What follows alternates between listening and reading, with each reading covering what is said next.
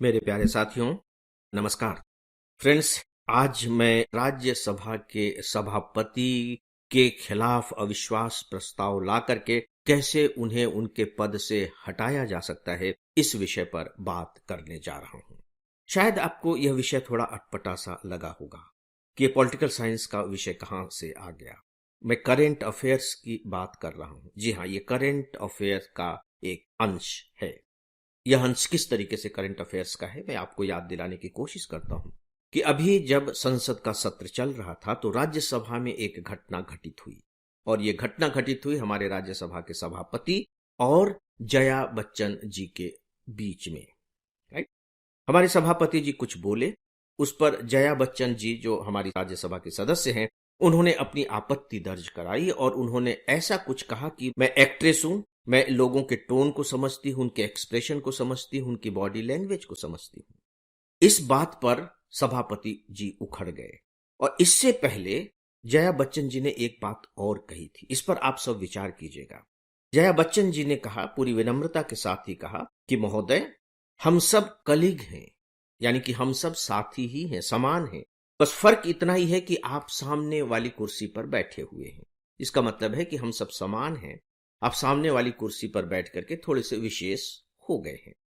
पहली बात, यहां मैं आपको एक प्रश्न दे रहा हूं, इस पर आप विचार कीजिएगा। और ये प्रश्न मैं इसलिए दे रहा हूं कि डेफिनेटली अगर आप एक साल से तैयारी कर रहे होंगे तो पॉलिटिकल साइंस पर आपकी अच्छे से तैयारी हो गई होगी। लक्ष्मीकांत जी की किताब भी आपने बहुत अच्छे से पढ़ी होगी, नोट्स भी बनाए होंगे, अपने ग्रुप में डिस्कशन भी किया होगा। यहां एक मेरा छोटा सा प्रश्न है, और इसका उत्तर मैं यहां देने नहीं जा रहा हूं, मैं आप पर छोड़ता हूं। और वो ये कि जया बच्चन जी ने जो ये बात कही कि हम सब कलीग हैं, फर्क केवल इतना है कि आप अभी वहां बैठ गए हैं या बैठे हुए हैं, जो भी इस तरह की बात थी, तो उनका यह कहना संवैधानिक दृष्टि से कितना सही है, बस कितना सही है, कितना गलत है। और सही है तो क्यों है, सीधी सी बात है, और गलत है तो क्यों है। इसी के साथ ही मैं एक प्रश्न और जोड़ना चाहूंगा। मान लीजिए कि लोकसभा का सत्र चल रहा होता और बकायदे राहुल गांधी जी हमारे स्पीकर के बारे में यही बात कहते कि आप हम सब कलीग हैं, बस फर्क इतना है कि आप वहां बैठ गए हैं।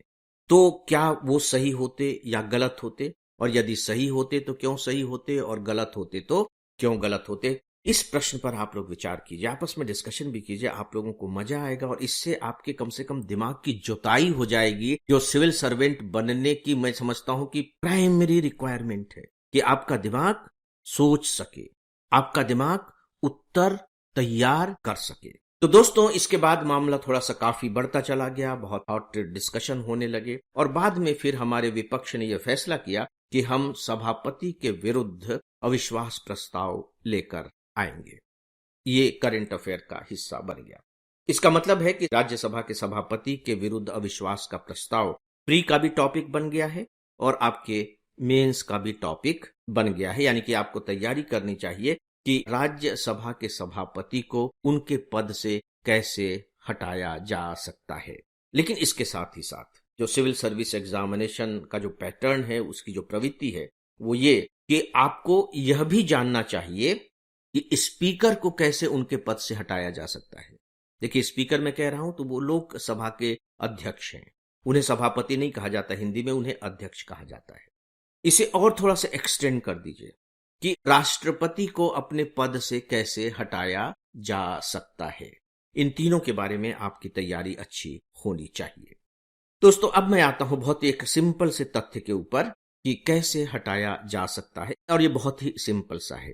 देखिए, जो राज्यसभा के जो सभापति होते हैं, उनका चुनाव उसी तरह से नहीं होता जैसे कि स्पीकर का चुनाव होता है। हमारे देश के जो उपराष्ट्रपति होते हैं, वे राज्यसभा के पदेन सभापति होते हैं, यानी कि जो उपराष्ट्रपति होंगे वही राज्यसभा के सभापति भी होंगे। इसका मतलब है कि यदि आप राज्यसभा के सभापति को हटाना चाह रहे हैं तो आपको वही तरीका अपनाना पड़ेगा जो आप उपराष्ट्रपति को हटाने के बारे में अपनाएंगे। यहां एक प्रश्न फिर से उठता है, यदि किसी को राज्यसभा के सभापति के पद से हटा दिया गया तो क्या वह उपराष्ट्रपति बना रह सकेगा? ये भी तो एक बात है ना। जैसा कि देखिए, मैंने कहा कि वो पदेन सदस्य होता है राज्यसभा के सभापति के रूप में, तो सीधी सी बात है कि दोनों पद बिल्कुल एक ही हैं। यदि आप उपराष्ट्रपति को हटाते हैं तो राज्यसभा के सभापति पद से भी आप उसे हटा रहे हैं, और राज्यसभा के सभापति के पद से आप हटा रहे हैं तो आप उपराष्ट्रपति के पद से हटा रहे हैं। यानी कि इन दोनों को हटाने की जो प्रक्रिया होगी वह बिल्कुल एक सी होगी। यह आपको क्लियर हो जाना चाहिए। याद रखिए कि जब हम राष्ट्रपति को हटाते हैं तो उनके हटाने की प्रक्रिया को कहा जाता है महाभियोग। महाभियोग के द्वारा हटाया जाता है। लेकिन जब आप राज्यसभा के सभापति या उपराष्ट्रपति को हटाते हैं, उपराष्ट्रपति शब्द का हम यहां इस्तेमाल करें, वहां राष्ट्रपति शब्द है, तो उनके लिए महाभियोग शब्द का इस्तेमाल नहीं किया जाता। उन्हें बहुत ही सामान्य तरीके से हटाया जा सकता है। आपको जानकर आश्चर्य होगा। अब आप देखिए कि एक सामान्य सा सिद्धांत होता है कि जो बनाता है वही उन्हें हटा सकता है। सामान्य सा सिद्धांत है ना, एक सामान्य से सिद्धांत की मैं बात कर रहा हूं। तो अब हमें सोचना होगा कि उपराष्ट्रपति को बनाने वाले कौन हैं, यानी कि उन्हें कौन निर्वाचित करता है, यानी कि उनके निर्वाचन में कौन कौन भाग लेते हैं। तो अब आपके दिमाग में क्लियर हो जाना चाहिए कि उपराष्ट्रपति के निर्वाचन में जो भाग लेने वाले संसद के जो सदन हैं वे दोनों हैं लोकसभा और राज्यसभा। दोनों ही उनके निर्वाचन में भाग लेते हैं। राइट। इसका मतलब है कि जब हम राज्यसभा के सभापति को हटाने की बात करेंगे तो सीधी सी बात है कि ये दोनों सदन ही मिलकर उनको हटा सकते हैं, क्योंकि उनका निर्वाचन करने में इन दोनों सदनों की अपनी अपनी भूमिका रही है। यानी कि लोकसभा और राज्यसभा दोनों को इसमें भाग लेना होगा। अब सवाल यह उठता है कि शुरुआत कौन करेगा। तो सीधी सी बात है कि इसकी जो शुरुआत करेगा वह राज्यसभा होगा। देखिए, मैं उपराष्ट्रपति की बात नहीं कर रहा हूं, अब मैं राज्यसभा के सभापति की बात कर रहा हूं। हालांकि बात दोनों एक ही है। तो राज्यसभा इसकी शुरुआत करेगा। अब आप इसे करंट से जोड़ लीजिए। जैसा कि मैंने कहा कि अभी विपक्ष जो है इस कोशिश में है कि राज्यसभा के सभापति के विरुद्ध अविश्वास का प्रस्ताव लाया जाए।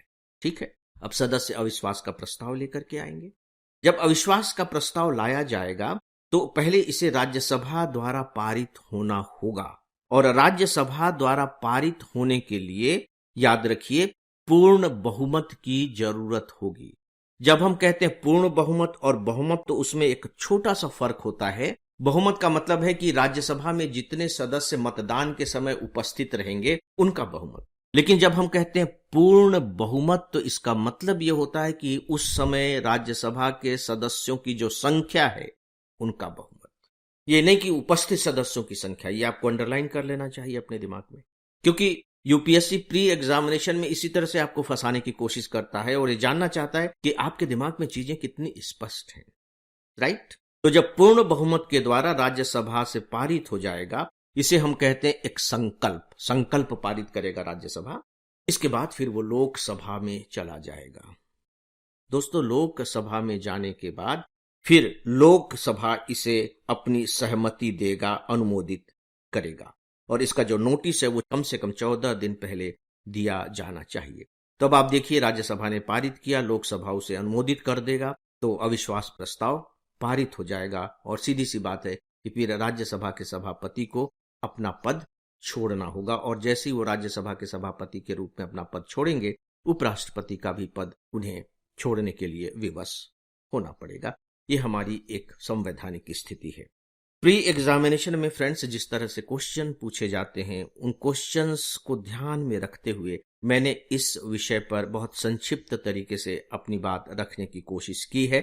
लेकिन यहाँ मेरी एक सलाह है, और वो ये कि पुस्तक में भी जाकर के आपको इस टॉपिक को अच्छे तरीके से देख लेना चाहिए, और आगामी जो 2025 का प्री एग्जामिनेशन है उसके लिए आप ये मान करके चलिए कि आपका यह टॉपिक इंपॉर्टेंट टॉपिक हो गया है। तो फ्रेंड्स, इस विषय के बारे में अब बस इतना ही, और अब मैं इस डेली ऑडियो लेक्चर को यहीं समाप्त करने की आप सबसे इजाजत चाहूंगा। नमस्कार।